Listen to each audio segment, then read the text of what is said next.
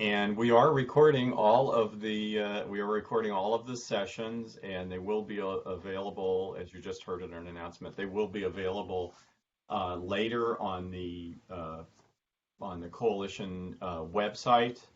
However, you cannot get CEUs for watching a recording. We will provide a CEU code at the end of each session, and you will find a link to the survey on the conference webpage. That'll be pulled down after Monday. So if you want CEUs, want to get in there and hit those. And we'll do reminders about that as we go through. So it's great to have you all with us this morning. And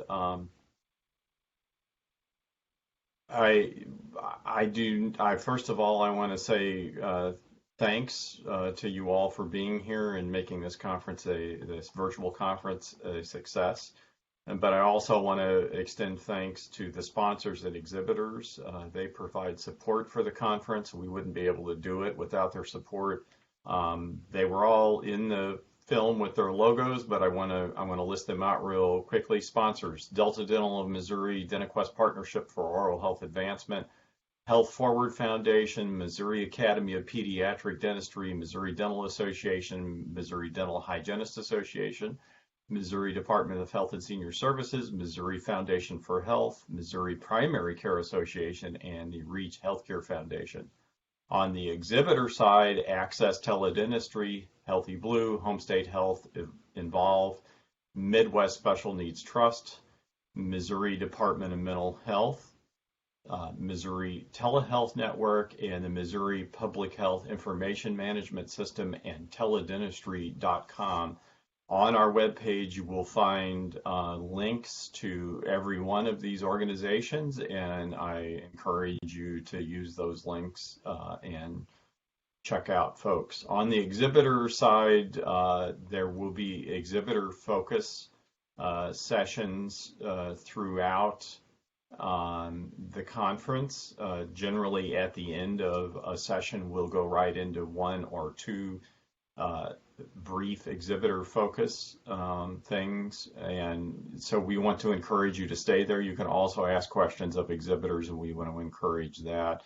Again, for pragmatic purposes, questions generally we're going to be using chat, except in the small group discussion where we'll encourage you to unmute yourself and ask questions and have discussion that way. So the coalition continues our work on policy and system change to achieve our vision of oral health for all Missourians. And many of the sessions in this conference really relate directly to our vision. And so you will get a better idea of what we're talking about with our vision and our mission as we walk through this conference. And I did want to note that we have one particular piece of legislation in play this session that we asked to be filed, House Bill 819, filed by Representative Wayne Wallingford. Used to be Senator Wayne Wallingford, kind of an unusual transition from the Senate side to the House, but he has done that. We're very pleased that he has filed 819. It is moving forward. We hope it will be done with the House and go over to the Senate soon. The bill is very simple. It supports local decision making, which is generally upheld by our legislature, except for special issues. And it does something very simple. It requires the local decision-making body, the city council, the local water board, the county commission, whatever it is that has the authority to make decisions about the water system, for them to get information from the only local entity that is charged with ensuring public health, and that's the county health department or local public health agency. And that way they have good science-based information when they are considering changes to public water system fluoridation. It will be part of the record. It doesn't take away the decision-making authority from that body. So it's kind of a moderate bill that fits well. It also helps to keep the discussion very positive in the legislature about oral health, and I think that is invaluable even if the bill doesn't get pulled across the finish line. I think this is the third session it has been in play. Um, Last year, I think we would have passed it if COVID-19 hadn't come along. As you know, as many of you know, many pieces of legislation were run aground because of the impact of the pandemic. Uh, the great thing about this, but the other great thing about this bill is for the House hearing, we put out a call for people to submit supportive testimony, and 21 people did that, went on record in support of the bill. That's fantastic. That's a great showing. And there was no opposition testimony. And so it was passed out of that committee and moved on down the line. So really great to see that. Um, and I wanted to note, speaking of advocacy, our last session tomorrow afternoon is a skill building, advocacy skill building session that I and Ashley Herman, also with the coalition, will be doing. Also, I guess I didn't say who I am. I'm Gary Harpus. I'm the executive director of the Missouri Coalition for Oral Health. Again, welcome to you all. Some other quick logistic kinds of things for you to be aware of. We have done our best to allow for breaks because we know that staring at a screen all day can kill off brain cells quicker than alcohol.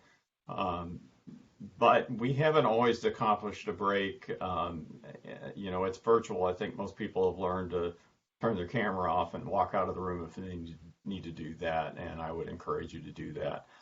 Or stand up and stretch, whatever you need to do. We'd rather have you attentive when you're here rather than here the whole time and kind of wearing out from the length of time. We certainly recognize that 2 days of material is a lot for people, but again, there are breaks, and please take advantage of that. Again, questions by chat. There will be small group discussions with several of the sessions, and just mute your mic when you're not speaking. We haven't hit the mute all button yet, and we hope to not do that. You all are being good about keeping yourselves muted, so thank you. We do provide CEUs. We'll give you a code at the end of each session, and the links are on our webpage until close of business on Monday, March 8th. Ashley, have I missed anything? No, Gary, I think you've got it all covered. Okay, great. Except my voice is going to go out on me. Well, it is my great pleasure to introduce our first speaker this morning, Ryan Barker with Missouri Foundation for Health. He has been at MFH since 2002. He's the Vice President of Strategic Initiatives, and he's responsible for leadership on the direction and content of that area's work. He has developed a great deal of expertise on Missouri's Medicaid program, health equity, federal health reform issues, and policy options to provide health coverage for the uninsured. He has a great history. He worked at Health Foundation of Greater Cincinnati, and he's had some more frontline work as a case manager and harm reduction specialist with runaway and street youth in Cincinnati and Portland, Oregon. Ryan is an absolute excellent person to work with. He understands the oral health issues of the state, and we're very pleased to have him here this morning to talk about Medicaid expansion, one of the very huge policy changes in Missouri, and how that relates to health equity. He won't be able to hear you if you clap, but please give him a big welcome, and we're going to turn it over to Ryan. So thank you. Thank you, Gary. Pleasure to be here. And just check it. You can see my PowerPoint open. Looks good. Okay. All right. Well, I'm going to jump right in. Good morning, everybody. Hope you are enjoying the much warmer weather these days that we're having here in Missouri. So, Gary, thank you for the kind introduction. Yes, I have been at the foundation much longer than I had planned, but I enjoy the work a lot. And as we shift our focus more and more onto systems change as a foundation in its entirety, and not just the policy shop, it is even more fun to work here. So I'm going to jump in and give a little background on the foundation itself. If you're not familiar with the Missouri Foundation for Health, we are a private, not-for-profit health foundation. We are actually what is called a conversion foundation. There are lots of them all around the country, hundreds of them. What that means, what a conversion foundation means is back in the 80s, many of you probably know this, most hospital systems and most insurance companies, health insurance companies, used to be not-for-profit. Many of them in the 80s and 90s began to convert, which is where the word conversion comes from. They began to convert from nonprofit to for-profit. And the federal law is that when you make that conversion from nonprofit to for-profit, you can't take your assets with you. You can't roll them into the for-profit. You have to give them back to the community that was served by that nonprofit. So we actually come from Blue Cross Blue Shield of Eastern Missouri. They decided they wanted to convert in the 90s. They unfortunately did not voluntarily give up their assets. There was about a 5-year court battle before there was finally some settlement agreement that created Missouri Foundation for Health. So we are completely separate from them. There are no remnants of Blue Cross that are part of the foundation. We are our own private entity. So we actually just recently changed our mission to more align with the work we've been doing really for the last 5 to 10 years. Our mission is now to eliminate underlying causes of health inequities, transform systems, and enable individuals and communities to thrive. And you can see our values along the bottom of this slide. How do we do our work? We really see ourselves as a resource for the region. We hope we're a resource for the region, working with communities and nonprofits to generate and accelerate positive changes in health. And we do this through a variety of mechanisms. A lot of people just think of us as a funder, but we hope we also bring partnership to the table and working together in ways not just funding. We do have a lot of experience and do a lot of research and polling and information, and then knowledge, and bringing some knowledge to the table, especially in the areas that we work in, and trying to share that knowledge throughout the state. Where we work, so this is our service area. Now I have to clarify what that means. So the counties that have that are colored different colors. Those are the areas that we grant make in, that we are, and the reason this is our service area is this was the old service area of Blue Cross Blue Shield, the nonprofit, and so we do mostly grant making in this area, but a lot of the work we do is policy and systems change and advocacy, and a lot of that is actually statewide. Currently, we have quite a few initiatives, and actually there's probably 2 more coming online this year. I won't go through all of these, but just wanted to sort of put up on the screen what we currently work in. We do have an infant mortality initiative that is more place-based. We are specifically working in North St. Louis and the Boot Heel of Missouri. Obviously, today I'm going to talk a little bit more about our Medicaid expansion initiative, but we also work in gun violence prevention, firearm suicide prevention. We have a preventing unintended pregnancies initiative, and Opportunity Fund, which is also under me, which is more of our wide open. It's not focused on a specific health topic. It is what is the community defining as the health need in their region. So with that, I'm going to jump in, and the rest of my time I will spend on Medicaid expansion and health equity. A little bit background of just how did we get here. It has actually been almost 11 years. On March 23rd, it will be 11 years, the passage of the Affordable Care Act. This has been a really, I can say, a decade-long effort to bring Medicaid expansion to the state of Missouri. So the ACA, or Obamacare, became law in March of 2010. Originally, the way the Affordable Care Act was written, that it was mandatory for all states to expand their Medicaid program. There was a challenge almost immediately to the Affordable Care Act that challenged a couple different components of that law. The biggest thing that everybody was sort of paying attention to was the individual mandate that mandated that people either have health insurance or pay a fine, and it has always been one of the most unpopular parts of the law. The Supreme Court actually ruled in June 2012. They upheld the ACA. And they actually did uphold the individual mandate. But sort of in an unexpected move, they did rule that Medicaid expansion had to be optional for states, that it couldn't be something that was mandatory. So the Medicaid expansion part of the ACA officially kicked in January 1st, 2014. So on that date, 24 states plus the District of Columbia had expanded their Medicaid programs in alignment with the ACA. And then by January 1st, 2015, another 4 states had come on board.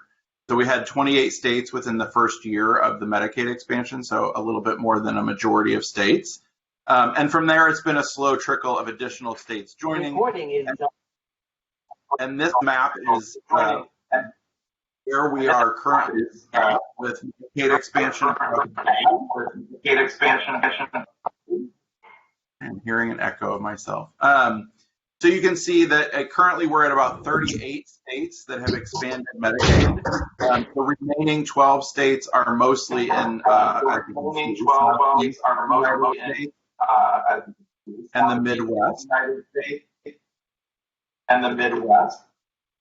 I am play. Excuse me. Sorry about the echo. I again encourage everyone to do so.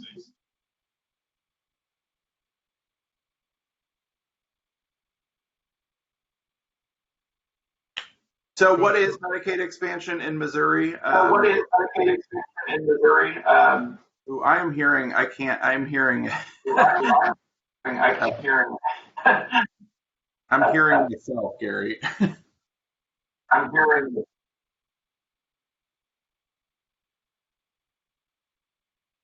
All right, I'm gonna try to keep going. So what is Medicaid expansion? Currently, this slide shows you the eligibility categories. Current Medicaid eligibility is the blue bars. So it is percentages. People are eligible if they meet a certain income requirement underneath these eligibility categories. So the current Medicaid program, as many of you know, covers children, pregnant women, individuals who are blind, those over age 65, if you have a disability, and very, very limited eligibility for parents. So currently in Missouri, that little blue bar for parents is about 17% of poverty. It's very low eligibility for parents.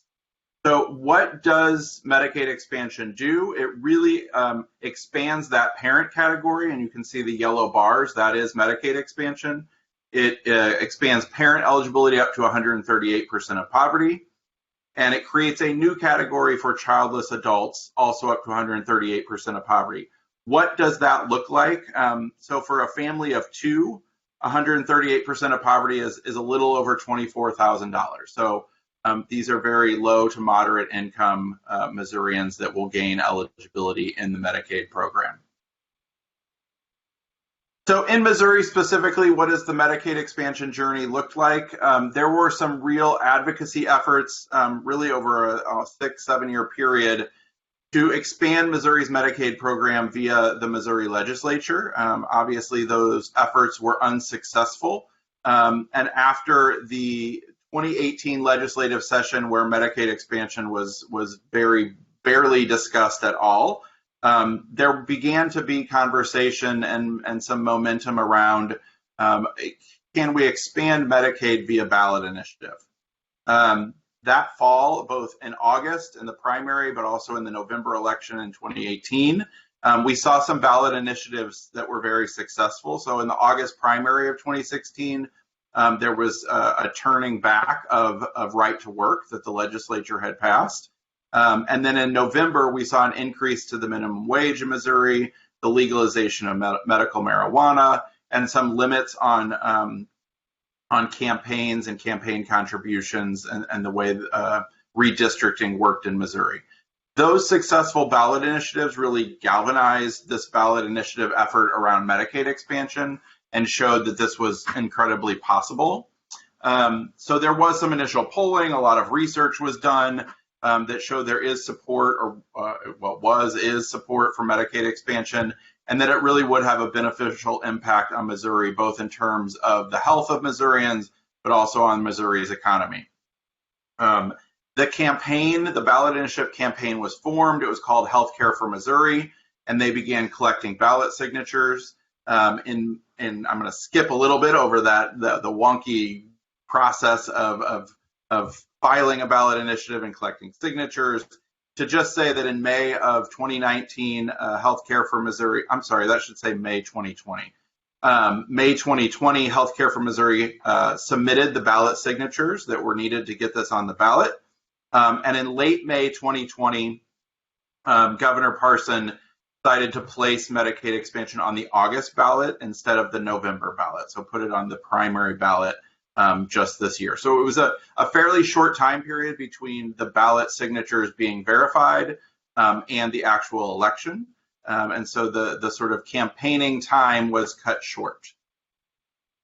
So on August 4th, 2020, voters in Missouri did vote on this constitutional amendment. And I will point out there are two different kinds of ballot initiatives. There are statutory, which just puts things into the state statute, like passing a bill into law. There also are constitutional amendments. And this actually was a constitutional amendment.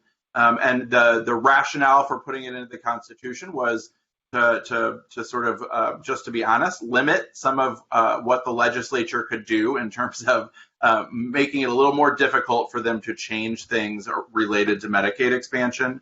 So you will notice in the actual language from the ballot initiative, the first part that's bolded was the actual Medicaid expansion. But what else was in there was also a requirement that the legislature cannot put additional requirements on this population, the expansion population, that they did not have on other populations that existed in Medicaid. It also requires state agencies to take all actions necessary to maximize federal financial participation under Medicaid expansion. That's really important because if you do that, Medicaid expansion really is a neutral or cost-saving measure. But the state has to, and the state departments and agencies have to work at actually making that happen by maximizing some of those federal dollars. So what did the vote look like? It did pass. It passed with a little over 53% of the vote. And you can see in this map, this is sort of a color-coded. The greens are it had a majority. The red is that it had less than majority. But you will notice that yes, the greens were in the urban areas: Kansas City, Columbia, St. Louis, Springfield. But the red, the lighter red, was pretty close to majority support, and that really is what one of the things that helped push Medicaid expansion over the finish line. So yes, 500 and almost 70,000 urban voters said yes to Medicaid expansion, but it wouldn't have passed without that 105 yes votes in the more rural part of Missouri. Some of the other factors that played a role in the passage of Medicaid expansion was Democratic turnout was 65% higher in that August election of 2020 compared to the 2016 primary. And then 20% of Republican voters voted yes on Medicaid expansion, which indicates some bipartisan support for the idea of Medicaid expansion. So I'm going to jump into what happens now. So the ballot initiative actually also set some very specific dates. We've seen in some other states that had ballot initiatives, the actual rollout of expansion has been slow. States have dragged their feet a little bit in moving the ballot initiative forward, even though it was passed by their voters. So in the Missouri ballot initiative, they actually put some dates in to hold the state to a timeline. So the state actually had to submit what is called state plan amendments by March, so currently, indicating that they were going to expand Medicaid, and then have a July 1st start date for Medicaid expansion to occur. So We expect enrollment into the expanded Medicaid program to begin on July 1st for Missouri residents that are between 19 and 64 years old and that have income at or below 133% of poverty. You will often see both 133% and 138% of poverty. Technically, they are both correct. Expansion is to 133% of poverty, but then there is a 5% income disregard, which technically raises eligibility up to 138% of poverty. But that is why you see both of those numbers, is because the Affordable Care Act had a 5% income disregard for folks in the Medicaid program. So for the first time, Medicaid will include healthy adults that don't have children, so childless adults who currently have no option within the Medicaid program of enrolling it, regardless of income. I often like to say that about 60% of the homeless population in Missouri is currently not eligible for Medicaid. So under expansion, we will see an expansion of coverage for very vulnerable folks, such as our homeless population. Those that enroll in Medicaid expansion that are newly eligible will be enrolled in one of the 3 Medicaid managed care plans. So they will all be managed care. They will not be fee-for-service folks. The state just submitted their state plan amendment that had the benefit package, and they didn't try to create a different benefit package from what currently exists. They are offering the same. They want to offer the same benefit package to the expansion population that is currently offered to the parent category that is in Medicaid. The other thing to make folks aware of is that there has been an effort going on for almost 2 years now with the state, and I want to be transparent. The Missouri Foundation for Health actually has been partnering with the state on this. There is a group out of Michigan called Sevilla, and they actually worked with the state of Michigan, who at that point had the longest application, like the most number of pages for its Medicaid program, and it was very complicated and not very health literate or easy to understand. That may sound familiar because Missouri also has a very long and complicated Medicaid application. Sevilla helped Michigan streamline their application, and we actually went up to visit Michigan and to talk to both Sevilla and the Michigan Department of Medicaid about that process. And then we approached Missouri and said, is this something that the Department of Social Services here would be interested in? It's actually a 3-phase process, and the foundation offered to fund the first phase of Sevilla's work. And then for phase 2, we split the cost with the state. And then phase 3, the state took over the project entirely. But what this project will do, it's a streamlined application that will be used for actually 5 different programs, all in one application. So folks can enroll in things like Medicaid, SNAP, which is food stamps, TANF, temporary assistance for needy families, 5 different programs all under the same application. It is much more streamlined and user-friendly, although I will say no matter how simple and streamlined you make the application, it has still got some technical stuff to it. And we think a lot of folks will need help understanding and enrolling and filling out the applications. That new application is scheduled to roll out at the same time as Medicaid expansion on July 1st. That is both a really good thing and makes me a little nervous that all the stars will align and that everything will work perfectly in terms of this application and getting both state workers and community members educated and trained in the new application in time for July 1st. So that is something we are watching carefully and talking to the state about, making sure that training can happen before the July 1 rollout. As I mentioned, the state did release a public notice about the benefit plan. As I said, there was nothing sort of surprising or concerning in that benefit package that is being proposed for the Medicaid expansion population. That actually gets submitted and has been submitted to CMS, the Centers for Medicare and Medicaid at the federal level. They will have 90 days to review that. But because it's already our benefit package in Missouri, we don't expect much pushback from the feds or changes to that state plan amendment. There are some initial costs to get Medicaid expansion up and running. Within the first year, we really think there are savings, but there are some just initial costs to get this in practice. So there is some funds needed within the state budget. That is a legislative function. So currently, the legislature is working on the state budget. State budget starts in the House. We were very pleased to see that the governor's proposed budget did include funds for Medicaid expansion. The governor included $100 million for Medicaid expansion. We actually aren't sure that high of amount is needed because of some additional federal relief due to COVID, but we're happy to see it in there. The House is currently debating those budget bills. There has been some controversy. Some folks are not happy about Medicaid expansion.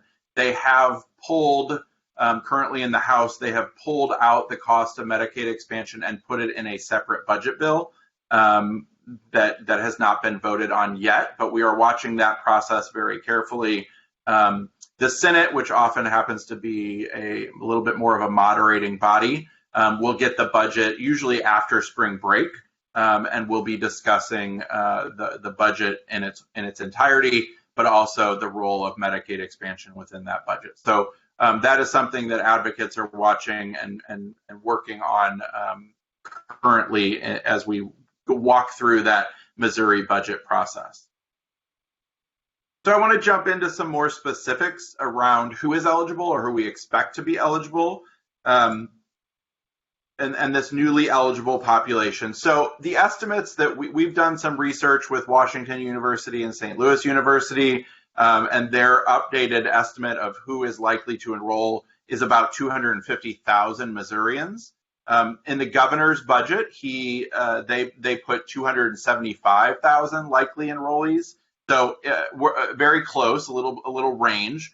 That is who is expected to enroll, who is likely to enroll. We actually think that there's about 350,000 Missourians that would be eligible due to Medicaid expansion. But if you look in other states, usually it's between 60 and 80% of the eligible population actually enroll. Now, we also know that looking at other states, because Missouri was the 38th state, there's a lot of states that have gone before us, that when you expand for parents, you often pull in kids that were already eligible for Medicaid but were not enrolled in the program. And it's called the woodwork effect, where these kiddos are coming out of the woodwork because their parents are interested and heard about that they may be eligible, and the kids are actually eligible too. So a lot of states see a bump in their children's enrollment, and the research that we have done with WashU and SLU shows that there could be a woodwork effect for kiddos of about 50,000, which would actually bring our child uninsured rate down very, very low to 1 or 2%. So who are these newly eligible adults in Medicaid? So this is looking at the adult population. Where are they coming from in terms of insurance status? A little over 60% of them are currently uninsured. About 30% of them are purchasing insurance either directly, so through maybe a broker, but most of them are probably using the marketplace. So folks in the market that are using the health insurance marketplace that was also a part of the Affordable Care Act, there are subsidies in that marketplace to make insurance affordable. Those subsidies start at the poverty level, so 100% of poverty. So there are some folks that are receiving subsidies in the marketplace that have income between 100 and 138% of poverty that we expect to move over to the Medicaid program. So about 30% of the newly enrolled will come mostly from the insurance marketplace in Missouri. There also is about 10% of the newly eligible that will come that currently have employer-sponsored insurance. But it will be a much more cost-affordable option for some low-wage workers who may be struggling to pay the insurance through their employer, and we expect about 10% of enrollees to switch from private insurance to Medicaid. Geographically in Missouri, so that you'll see on the left side, left bar under the geography, that is the current population of Missouri, of Missouri's Medicaid program. About 68% of enrollees in our Medicaid program are from urban areas, 32% rural. So under Medicaid expansion and the newly eligible folks, it actually is a higher percentage of rural Missourians compared to the current Medicaid population. So for a little over 40% of the newly eligible will be coming from rural Missouri and about 59% from urban Missouri. In terms of age, this is a younger population that is newly eligible. So you will see over 50% of the newly eligible adults because of expansion will be ages 18 to 34. And that is a higher percentage, especially of that 18 to 24-year-old age range compared to the current adult Medicaid enrollee population, which is only 18. This next slide, I'm not going to walk through all of these, but we just finished some research. This is produced by Washington University and SLU, and they really looked at projections by region for how many new enrollees in Medicaid we will have. So you can look at this slide and look to your region to see the numbers. I'm not going to read all of the different regions, but to give you an example, down in the Southwest region where Joplin is, where it's bordering both Kansas and Oklahoma, that Southwest region, about 7.6% of that region's population will be eligible for Medicaid under this expansion, which translates to a little over 20,000 adults that will be eligible for expansion from that region. So you can sort of very quickly look at the numbers of enrollees and the percentage of that region's population and see that the bulk of Medicaid expansion eligibles will be coming from southern Missouri, and then sort of the I-70 corridor, the more urban St. Louis, Columbia, Kansas City regions. Springfield, Branson region, almost 30,000 newly eligible. But then up in northern Missouri, which also has a much smaller population, you can see in Northeast, it's about 7,000 newly eligible. And that north central small region is only a little over 3,000. And then in Northwest Missouri, a little over 8,000 newly eligible Missouri. Continuing on, who are these newly eligible? Income obviously sort of caps out at the 138% poverty, but you can see the bulk are probably coming from that marketplace that are in the 100 to 138% of poverty, and then another little over a quarter of them are very, very low income, so under 25% of poverty newly eligible. Racial and ethnic breakdown of the newly eligible population. You can see once again on the left, the current Medicaid enrollees, about 68% white, 26% black. In the newly eligible population, because it skews a little bit more rural, it also skews a little bit more white. So you can see 80% of the newly eligible are individuals, white Missourians, and about 14% are African American Missourians. Just for sort of context, Missouri's population is about 12% African American, so about the same as the demographics of Missouri is what we're seeing in this newly eligible population. Very quickly, because there isn't a whole lot to say, the dental benefit there. I mean, the good news is dental was reinstated for adults several years ago, and big kudos to the Missouri Coalition for Oral Health for helping make that happen. It had been cut. There had been about a decade where dental benefits were not offered, and the data made a lot of sense, both from a cost perspective and a health perspective, that dental is a benefit that should be offered in Medicaid. And I'm happy to say that the benefits included for dental are the same as what is currently offered for the parent population. It's not everything, but it is benefits such as preventative services, restorative services, periodontal treatment, oral surgery, extractions, pain relief, infection control. So it is the same benefit package is available to current parents in the Medicaid program. What influence or what impact will Medicaid have on health equity in Missouri? So this is another place where, sort of being towards the last of states to join Medicaid, we can learn a lot from what other states have seen in terms of health outcomes and health equity and access to care.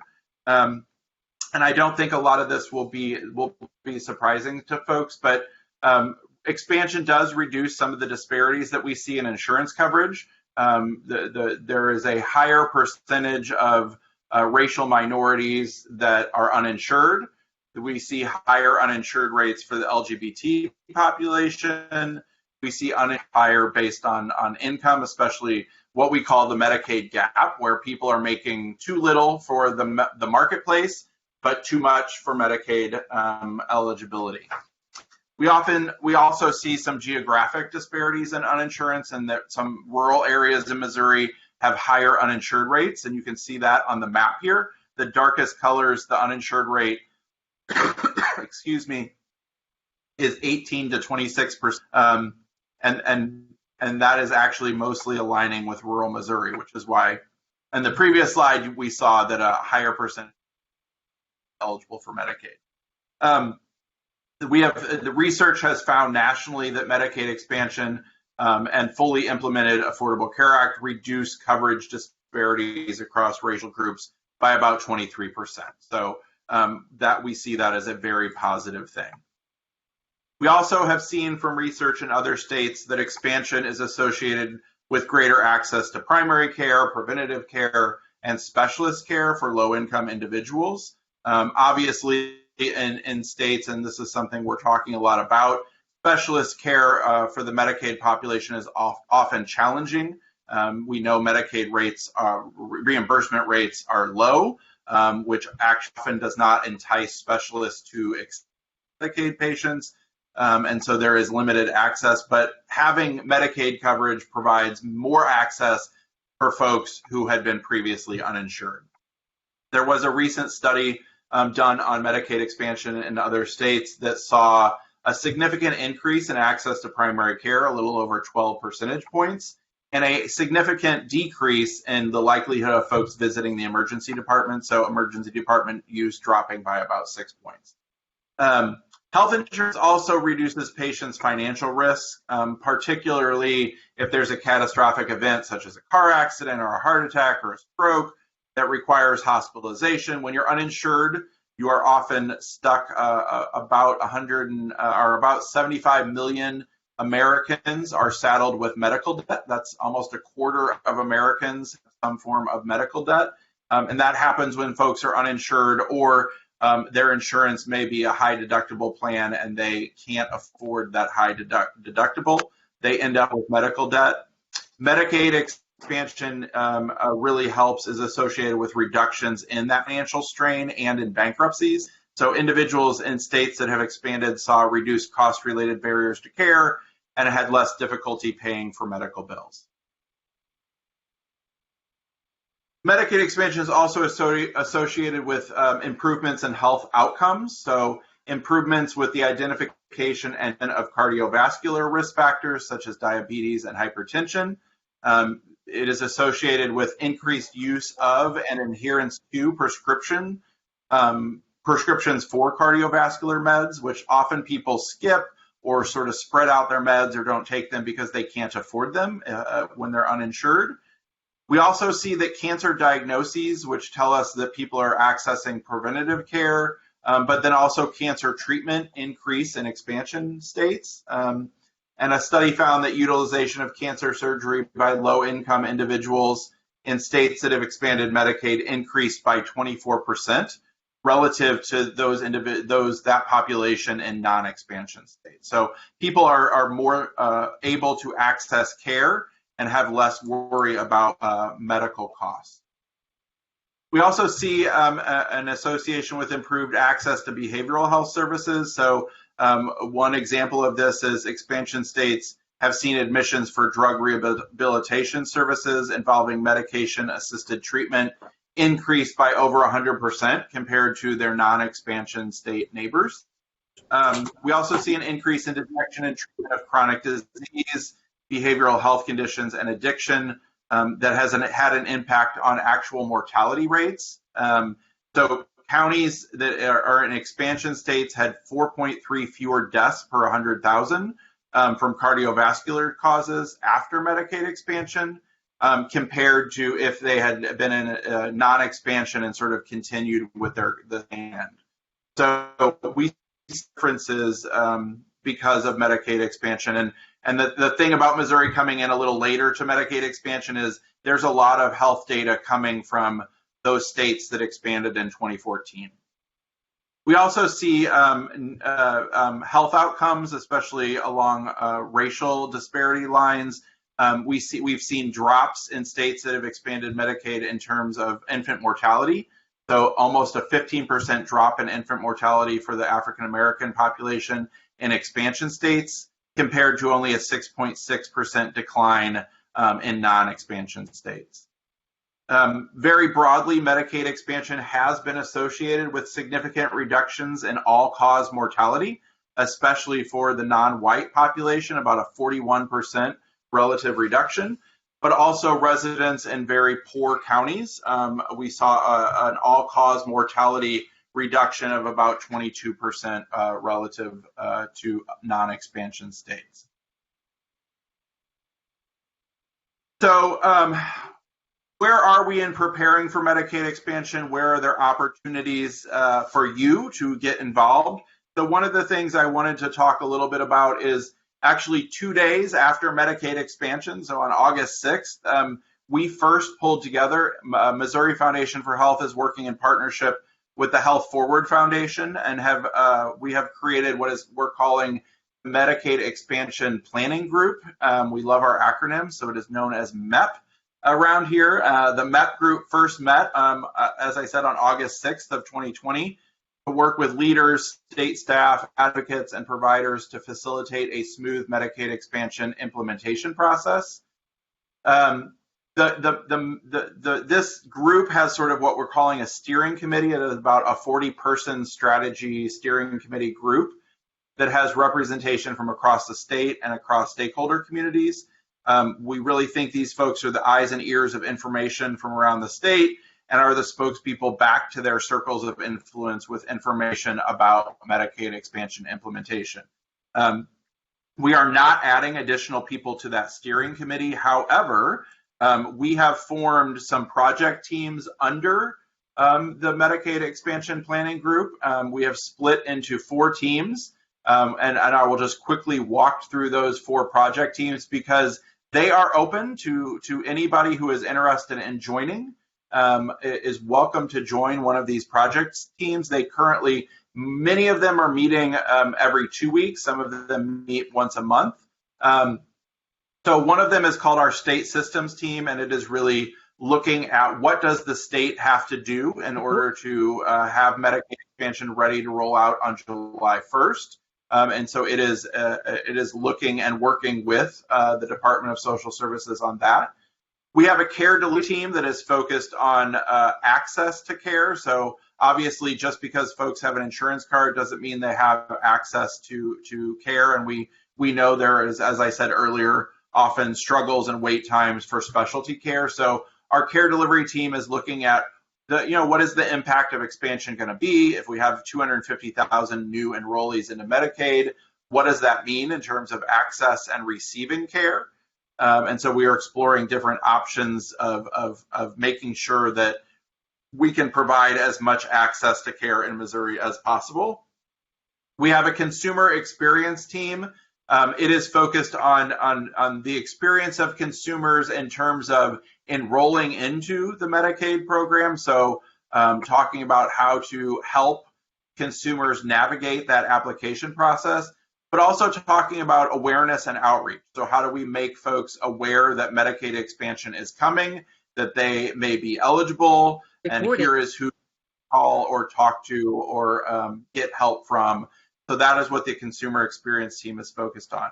And then we have a research team that is really sort of wrapping its arms around these other teams in order for those teams to do what they need to do and talk about what research, what data do they need to support their conversations. And that slide I showed you about regional enrollment in Medicaid expansion, that actually came from our research team. If you are interested in joining one of these teams, you can email me. My email is provided on this screen, but also on the very last slide. What else can you do in terms of next steps for Medicaid expansion? We have started talking about, when do we start letting folks know and really trying to inform the community that Medicaid expansion is happening. We don't want to do that too early and get people excited, and then there's a long wait before July 1. So the current thinking is that we actually, that clinics start reaching out to their uninsured patients late May, early April, letting them know Medicaid expansion is coming and that they can start enrolling on July 1. And so folks can do that, whether it's through their dental clinics, primary care clinics, just letting folks know that Medicaid expansion is coming. We will also be launching an awareness campaign that letting folks know Medicaid expansion will be here soon. This will include materials like flyers, posters, postcards, things that community groups, clinics, providers can use in working with their patients and making them aware of expansion. Those will be available, we hope. The plan is, it's a little tight, but we're hoping those will be available in June, although we already are developing just basic things like flyers that you can add your logo to and use that type of thing. So these type of awareness materials will slowly roll out over the next few months.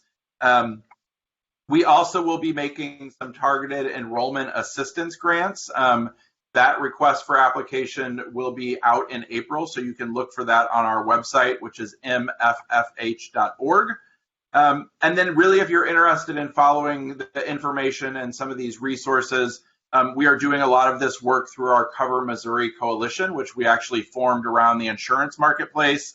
But there is information, and that's where a lot of the awareness materials will be posted. And that you can see the web address for Assisters, that is our Cover Missouri website. So with that, we have about 20 minutes left, and I would be happy, I know that was a lot of information thrown at you very quickly, but I would be happy to take any questions or discussion or comments. We already have a question in chat, and I would encourage everyone to post their questions in chat. And thank you very much, Ryan. That was very informative. Dr. Richard Campos has asked, of the 37 other states who have already expanded, how many were able to expand dental benefits in addition to expanding eligibility for enrollment?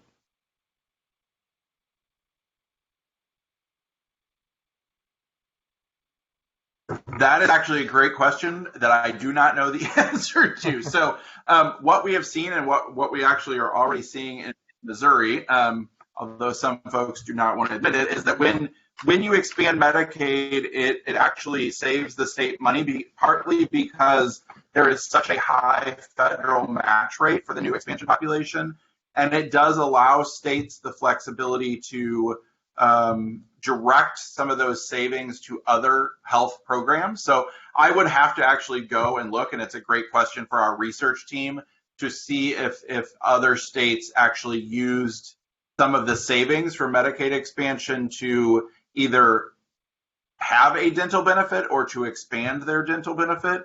But it's something that it is something I can actually ask the research team, but it's also something for us to think about in Missouri as we see, especially in this first 2 years, and especially with the COVID relief package, there is quite a bit of federal dollars coming into Missouri for health and for Medicaid, and there is some room in the budget for some new items or increasing dollars to existing programs. And a lot of that currently is being directed, some of that savings, to behavioral health in Missouri.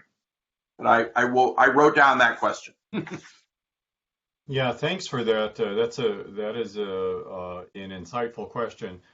I will say, from the coalition perspective, we have watched very closely to ensure that the dental benefit for the non-expansion population was carried over to the expansion population, and Ryan has noted that is happening. We're highly invested in that, and we do not think there's going to be an effort to not do that. Of course, one does not know what will happen in the legislative session, but it does look good at this point. We've also probed a little bit about could we do exactly what Dr. Campos is suggesting there? Is there a way to add in some of the other dental coverage that is not included in what we refer to for adult dental as a robust but not complete set of dental benefits for Medicaid eligible adults? And we haven't really found a way to do that. We would certainly like to interject that somewhere in through here. I would say, in 2016, when we pulled reinstatement of adult dental benefits back across the line, we actually had to do it in 2015 and 2016. Unfortunately, in 2015, our Democratic governor, who had ran on reinstatement of Medicaid cuts from 2005, chose to not implement what the legislature passed for the budget for dental. He said, no, we can't afford to do that. So we had to go back in 2016 and do it again. And since that time, since it was finally pulled across the finish line, I'd say generally the attitude in the legislature has been, we gave you that. We're not going to now come back and roll in yet more dental benefits in Medicaid. So we haven't really found a way to do that. We would love to do that. We realize that it's not completely comprehensive. Let's see. Mike French has asked a question. What, if any, efforts are being undertaken to expand the population of medical and dental providers who will accept Medicaid to care for the expanded population? Also a great question. It is a great question. And so that actually is one of the topics of conversation that we have often in our care delivery, that project team is what do we do? And some of that is, I was reading actually last night a study on getting more providers, dentists to take Medicaid. And it's tough because a lot of it is tied to reimbursement, which is a state decision. So that's something for, I'm sure Gary has thought a lot about, like, how do you balance, like, do we ask for a bigger benefit package, or do we ask for better reimbursement for the existing package? The other thing that really is a barrier for a lot of providers that they name is, the one is reimbursement, but it's also administrative burdens of filing Medicaid claims, real delays in getting paid for Medicaid claims. So there is some more on the administrative side with state government. So I sort of see it as there's a two-pronged approach. So one, any bump in reimbursement rates is a legislative fix, but I do think that there are the administrative burdens, the delays in payment, those are administrative fixes and really are working with the department. So, I wish I had the silver bullet to make that better, but I think those are the issues that really need to be addressed in trying to get more providers to come on board with Medicaid. And we also have been talking to the managed care companies about how can they do a better job of recruiting and retaining not just dentists, but also specialists and other primary care docs into their network. So it is a lot of different solutions, and we're currently exploring all of them. Yeah, that's a really important question and a difficult issue, and certainly on the dental side, the rates are not good. I will say again, I know I'm bringing up old history, but in 2015, when we first got adult dental put back in, it wasn't comprehensive, but it did include a significant provider rate increase that was lost when it was renegotiated the following year. There were all sorts of twists and turns in that reinstatement, and and so that was kind of a loss. We do continue to kind of push on that every year. We talk about provider rates, increasing provider rates for dental providers to increase access to care. We don't really get anywhere with that, to be quite honest. We continue to push on it, and we will continue to do that. But yeah, rates are a tough sell. There have been little tiny rate increases, not enough to make any difference. And access has continued to be an issue for the reinstatement of adult dental in the regular Medicaid population. That was about 350,000 Medicaid eligible adults who suddenly had a dental benefit. There were private clinics and private practitioners that serve that population. The majority of those services went through FQHCs. FQHCs will never have the capacity to meet all the need out there. So long term, we do need to find a way to pull more private practitioners into the Medicaid business, and rates are absolutely critical to that.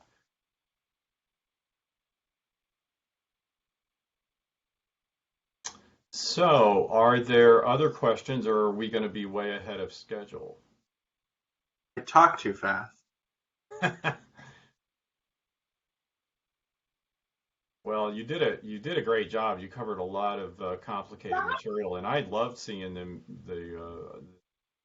a lot of those slides, the analytic slides you had. That's really fantastic material. Let's see, Aaron Kennedy, have you conducted a survey of Missouri dentists that asked their barriers to treating patients with Medicaid benefits? So actually, we have. It is. I would need to dig it out. We actually, it's probably more than a decade old. But obviously, this is, as you all know, provider participation in Medicaid has been a challenge, and it's not just Missouri. We actually did a study. It was probably 12 years ago, specifically looking at dentists. Barriers to participation in the Medicaid program. And that is something I can dig up and share with Gary, but really it was nothing, there was not a lot that was surprising, and it really was the same issues I just named were the same issues that were named by dentists 12 years ago. Hey, this is Nathan Suter. I was curious, do you think, Ryan, that there'll be any, rates is always a problem, but do you think there'll be room for discussion around, like value-based care pilots or something to that effect around dentistry, especially for like niche population groups?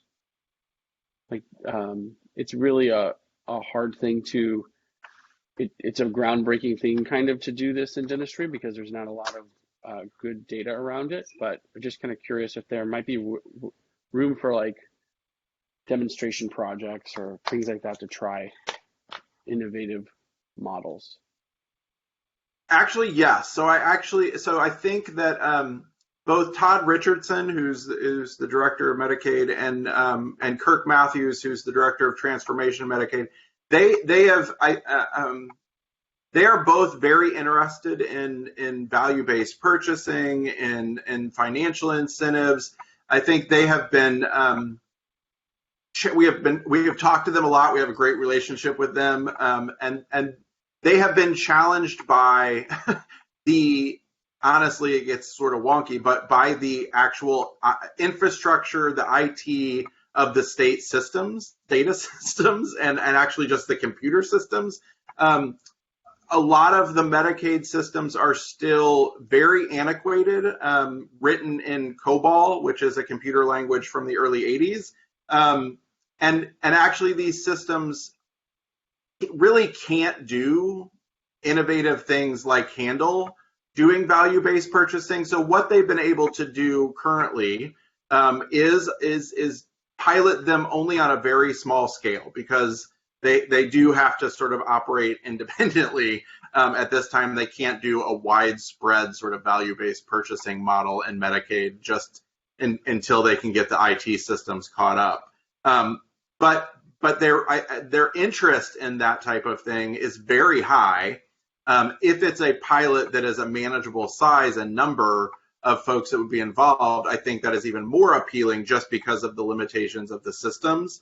And they actually have brought on, and in full disclosure, she is my sister-in-law, but Abby Barker is helping Kirk look at these type of things, and she is half-time with the state now and half-time with Washington University, and she's a great contact, and that I'd be happy to connect somebody to talk about something like that, because she actually is looking at exactly that sort of thing. So I think there would be a real willingness to do that. Dr. Suter, I think it's the limitations of the state systems is what is holding them back from being able to do more of that. Yeah, that'd be great. Yeah, maybe I can circle back and connect. I've worked with some groups that are doing some cool things in, Colorado and Oregon and Washington around, certain very specific age groups and like situations and doing, a value-based care kind of model to get away from the fee-for-service kind of. Yeah, we would love to be involved in Action, Ryan, and I didn't know you had an inside plant with that agency. So good job. One thing what kind of a side note on the IT system, I do know there is support within the administration for dental, and we've worked to get that over time, and we're very pleased that Todd Richardson is supportive of dental. But I also think the inability of the state around IT issues to have two different sets of benefits to do the programming for that is one reason that the adult dental benefits were carried over into the expanded population. They couldn't really even practically look at not including that because the coding for it is very difficult.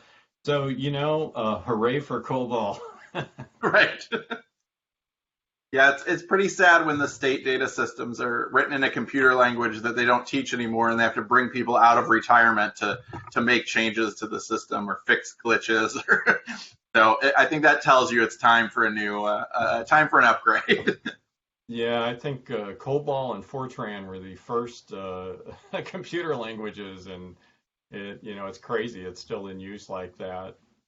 Although I do understand the banking system is still based on AS400 machines and old programming. So, old stuff works, but there is a limitations. Let's see. Why, Dr. E. Nichols, while it won't affect reimbursement rates, improving the admin piece via training for billing offices may help. Does the Missouri office provide ongoing training and updates for billing personnel? I don't know if That's actually a great question. I do not know the answer, but I'm writing it down and we'll actually bring it up. I actually lead our care delivery subgroup, and we have a meeting today, so I will bring that one up. We have folks that used to be state workers, and we have folks that are with some of the FQHCs. So it would be interesting just to ask if they're even aware of anything. If not, I can ask the state directly. It's actually a very good idea. Oh, and I saw that there is a comment. They do billing trainings.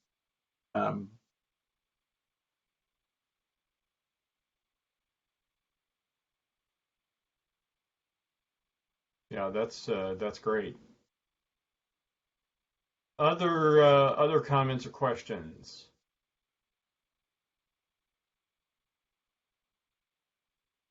You may wait a minute. We have something else. Let's see.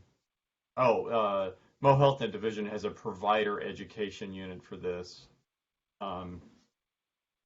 Again, I suspect there's capacity issues with that. But yeah, that's something to be built on, and I think would be very helpful to people. I think, just speaking, and I am not a private practitioner dental provider, but I think, uh, because of the rates, separate from understanding the billing system and all that, I think it behooves the private practitioner in particular to, if they're going to get in the Medicaid business, they have to kind of govern that so that they don't have so much Medicaid coming in that it undermines their ability to pay their bills and debts and all that kind of stuff. It's a difficult mix. I think most private practitioners that do Medicaid dental business in Missouri will tell you that they have to watch that pretty closely and be astute about how they do that. I would love to see a time when we are past that, so it isn't such a razor thin edge for providers to get into that. Gary, this is Vicky. I was typing that just as you were stating that. Um, there are so many issues within the system. I mean, um, you know, rates are key, and until rates for private practitioners can increase to a level that they can accept it, you're just simply not going to see those individuals able to accept Medicaid. I mean, I've gotten calls even just recently. There's been a variety of different issues within Medicaid that tend to crop up, such as the need for ICD-10 codes, which they are reconsidering. But it's just one little thing after another, and that's not just for private practitioners. That's for any dentist within the system. So it is just difficult. By the way, this is Vicki Wilbers. I'm with Missouri Dental Association. But until you see more parity across the spectrum for all dentists to receive reasonable amounts, you're not going to see an increase of providers in Medicaid. That's what I fear. So it is concerning. That's my comment. Yeah, thank you.